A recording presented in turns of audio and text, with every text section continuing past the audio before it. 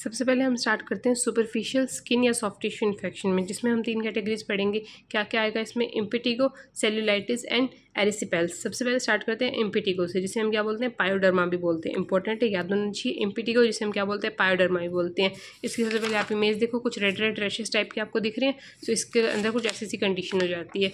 अब देखो, जो मोस्ट कॉमन साइट अफेक्टेड होती है वो फेस पे तो क्या होगी? माउथ, एंड उसके पास में नोज एंड लोअर एक्सट्रीमिटीज में क्या आ जाएगा? लेग्स आ जाएगा। लीजन्स कैसे होंगे? सबसे पहले याद रखना कि जो इसमें लीजन्स होंगे वो कैसे होते हैं? पेनलेस होते हैं and are not associated with fever. जो इसमें लीजन्स होंगे यानी पर्सन को पेन फील नहीं होगा और साथ में कोई फीवर की कंडीशन देखने को नहीं मिलेगी।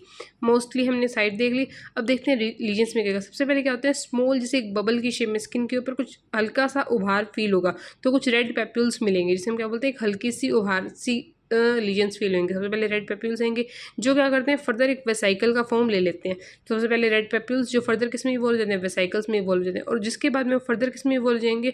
पुस्टुलार लीजन्स के अंदर। ये पुस्टुलार लीजन क्या होता है? इसमें क्या होता है? ल्यूकोसाइट का कलेक्शन होने लग जाएगा इनके अंदर। तो अब जैसे ये ब्रेक होंगे तो ये ब्रेक होकर आपस में एक नई स्ट्रक्चर बना देंगे, जिसे हम क्या बोलते हैं? Honeycomb like crust structure.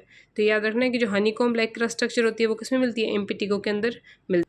ठीक है, तो इम्पिटिगो में याद क्या रखेंगे? मोस्ट कॉमन साइट क्या होती है? माउथ एंड नोज होती है, और उसके साथ में लेग्स मिलती है। लीजन्स में क्या आएंगे? पेनलेस होते हैं और फीवर एसोसिएटेड नहीं होता। सबसे पहले रेड पेप्यूल्स मिलेंगे जो फर्दर वेसाइकल्स में डेवलप होते हैं, देन पिस्टुलार लीजन में बनते हैं। उसके बाद में वो ब्रेक होते हैं और क्या बनाते हैं? हनीकॉम लाइक स्ट्रक्चर बनाते हैं। तो ये पूछा जाएगा कि हनीकॉम लाइक स्ट्रक्चर किस में दिखती है? इम्पिटिगो के अंदर दिखती है। उसके बाद में क्या आता है? सेल्यूलाइटिस। सेल्यूलाइटिस कुछ नहीं है, स्किन एंड सॉफ्ट टिश्यू का जो सबक्यूटेनियस टिश्यू का जो इन्फेक्शन है उसे हम क्या बोलते हैं? सेल्यूलाइटिस बोलते हैं। थर्ड जो आता है वो कौन सा है? एरिसिपेल्स।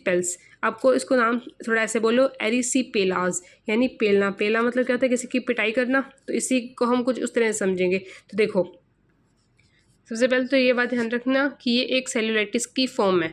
तो एरिसिपेला, पेलना का मतलब किसी को थप्पड़ लगाया, तो इसमें क्या होगा? जो स्किन इन्वॉल्वमेंट होएगा वो कैसा हो जाएगा? थप्पड़ लगाने के बाद कैसे जाती है? स्किन ब्राइट रेड हो जाएगी, रेड हो जाती है एंड स्वोलन हो जाती है, जिसमें क्या आता है? प्योर डी ऑरेंज अपीयरेंस देखने को मिलता है।